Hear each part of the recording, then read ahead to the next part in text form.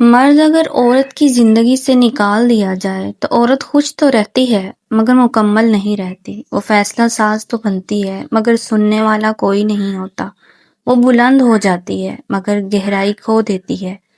اور فجر جو عورت اپنی انا میں اپنی زندگی سے اپنے مرد کو نکال دے، وہ صرف مرد کو نہیں خود کو بھی نامکمل ہونے کی سزا دیتی ہے۔ ہاتھ چھڑوا کر جانے والوں کے خواب نہیں دیکھتے، ورنہ روح زخمی، دل مردہ اور آنکھیں اندھی ہو جاتی ہیں۔ تمہیں پتہ ہے مکڑی کا گھر کمزور کیوں ہوتا ہے؟ مکڑی کے جالے میں ہنر ہوتا ہے، باریکی ہوتی ہے مگر مضبوطی نہیں ہوتی، اور وہ کمزوری صرف اسی لیے ہے کہ اس میں شراکت نہیں۔ مکڑی جب جالا بناتی ہے، اپنا گھر بنا لیتی ہے، تو فوراً بعد اپنے پارٹنر کو باہر پھینک دیتی ہے، مار دیتی ہے، اسے ختم کر دیتی ہے، جیسے وہ محض ایک ضرورت تھا نہ کہ حصہ دار۔ انہوں نے مکڑی کے گھر کا قصہ سنایا۔ مکڑیاں جالا بناتی ہیں اور عورتیں گھر۔ فرق صرف اتنا ہے کہ مکڑی کے لیے وہ جالا کافی ہوتا ہے، عورت کے لیے نہیں۔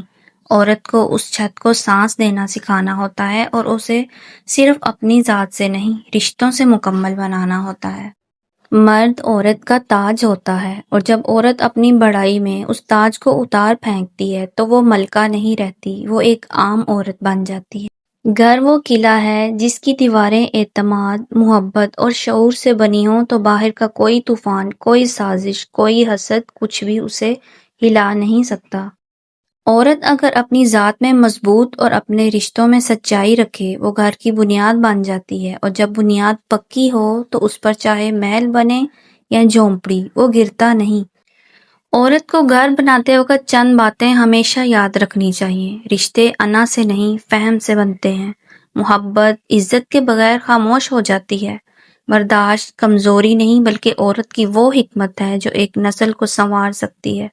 گھر کا سکون عورت اور مرد کی زبان، لہجے اور نگاہ سے جڑا ہوتا ہے۔